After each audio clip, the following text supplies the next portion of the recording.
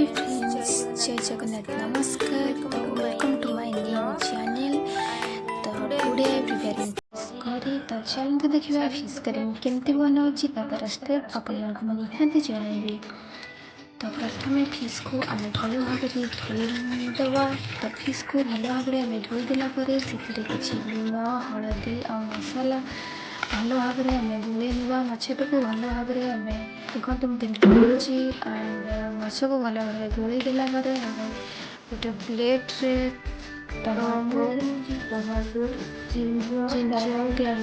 mustard मिर्ची onion and काजू नहीं भल भाव में पेस्ट कर देखते पेस्ट हो गला तो पैन किसी ऑयल नहीं तो पैन किसी ऑयल नाला भल भाव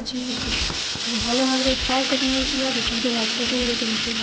फ्राए हो डीपली कमी फ्राए हो देखते फिश डीपली फ्राए हो गला नेक्स्ट माछ डीपली फ्राए कर तो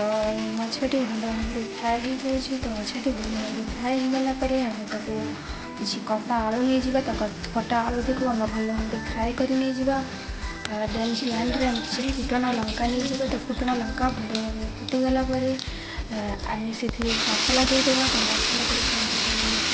तो मसला होगला तार कलर केमती आस देखते मसला भल भाव हो सारापर आम से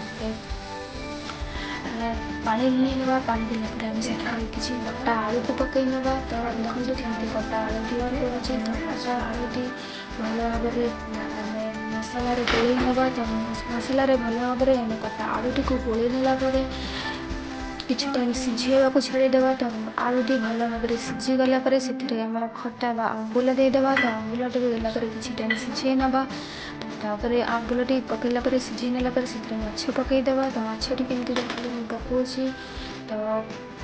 माछटा को भल भाव में मसला फ्राए करना तो मसला भल भाव में माछटी को आम फ्राए करनेला किसी टाइम सीझेदेवा तो देखते माछटी केमती भल भाव में सीझीगला तो माछटी भल भाव सीझीगला तो से किसी पानी देकी पुणी आम किसी टाइम